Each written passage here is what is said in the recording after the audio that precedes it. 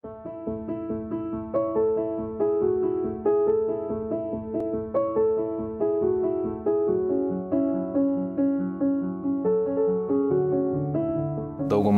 mūsų gyvenimo kažkokių tai nesėkmių, disfunkcinio kažkokio elgesio, priklausomybių, depresijų ir viso to didelio nemalonaus bagažo, su kuriuo žmonės ateina į psichologo kabinetą, ateina vis dėlto iš vaikystės.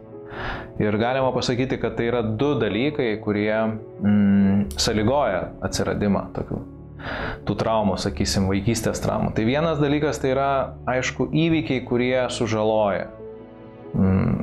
Psichologinis, fizinis, seksualinis smurtas, patyčios ir ten visi kiti baisūs tie dalykai, kurie vyksta su vaikais kiekvieną dieną.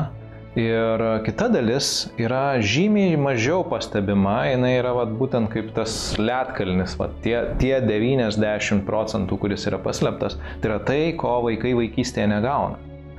Tai mes kalbam apie emocinio ryšio trūkumą, apie tai, ko vaikai neturi ir ko jam būtinai reikia. Tai tėvų empatijos, tėvų supratimo, palaikymo, erdvės vaikam būti ir gyventi ir užaugti, tai žmonėmis, kuriais jie gali užaugti į savo tą potencialą susikurti. Čia irgi yra tie du keliai. Ir vienas kelias, kada iš tikrųjų suaugęs žmogus hiperkompensuoja tai, ko jam trūko vaikystėje.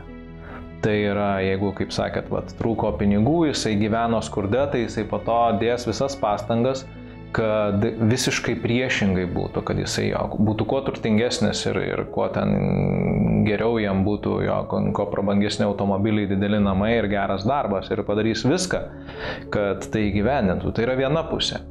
Kitas kelias yra, kada vaikai, suaugę vaikai, tai yra suaugę jau, jie atkartoja tą savo vaikystės istoriją vėl ir vėl ir vėl. Tai yra, jeigu žmogus buvo įpratęs gyventi skurde, tai jam tai tampa taip įprasta ir taip natūralu, kad bet koks pinigų turėjimas jam asocijuojasi su visišku diskomfortu, kad tai yra kažkas negerai, kažkas ne taip. Ir tada jis vėl nesąmoningai padaro, kad vėl jisai tos pinigus praranda, pavyzdžiui.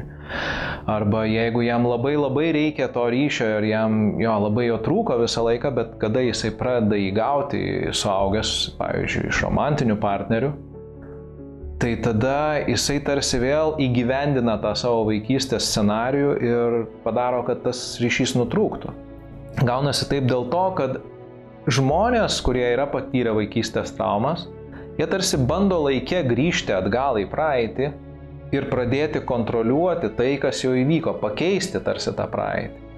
Nes kas yra trauma? Trauma tai yra momentas, kada mes psichologiškai neturim resursų susitvarkyti su mūsų ištikusią negandą. Tai yra, pavyzdžiui, mane muša tėvai, tai reiškia, kad žmonės, kurie turėtų mane mylėti ir saugoti, smurtauja prieš mane. Tai tarsi toks pasaulio suskilimas į gabalus du. Dalis tos mano to patyrimo jisai tarsi atskyla ir tai vadinama disociacija ir kažkur nugrimsta į pasąmonę.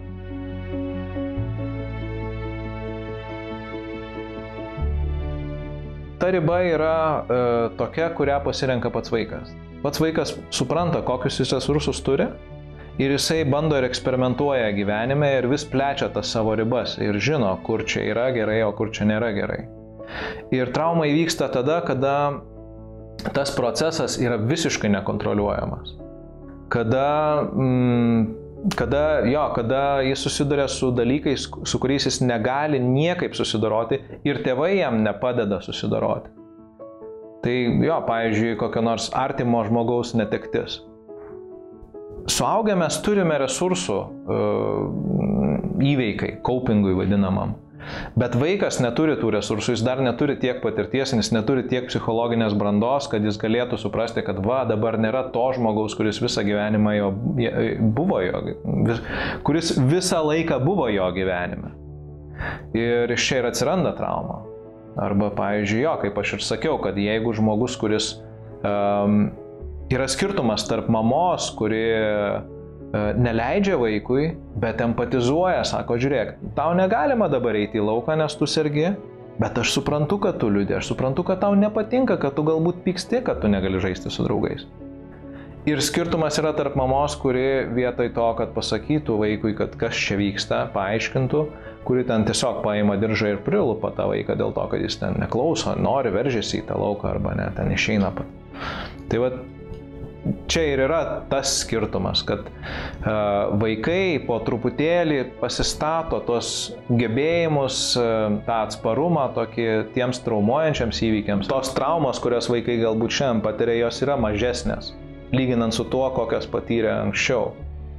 Nes fizinis smurtas palieka didžiulį pėdsaką visam gyvenimui. Psichologinis smurtas ir seksualinis taip pat. Ir jeigu šiandien jau mušti vaikus yra visiškai netoleruotinas dalykas, tačiau psichologinis smurtas vis dar naudojamas, tai nereiškia, kad tie vaikai mažiau atsparūs. Tai reiškia, kad tiesiog jie mažiau traumuojami ir jie turi geresnius resursus toliau gyventi savo gyvenimą, taip kaip jiem tinka. Tai va, tai iš esmės čia, atrodo, kad jeigu čia nevyksta kažkoks tai auklėjimas, kuris ten buvo prieš ten daug metų, šiandien tai dabar tie vaikai kažkokie ten išlepia ar ten neklauso ir taip toliau. Ne, jie tiesiog yra sveikesni, jie geriau žino savo norus, savo ribas, jie supranta, kas negerai su jais vyksta ir ką čia tas blogai daro ar anas blogai daro ir kas jiem patiem tinka labiau.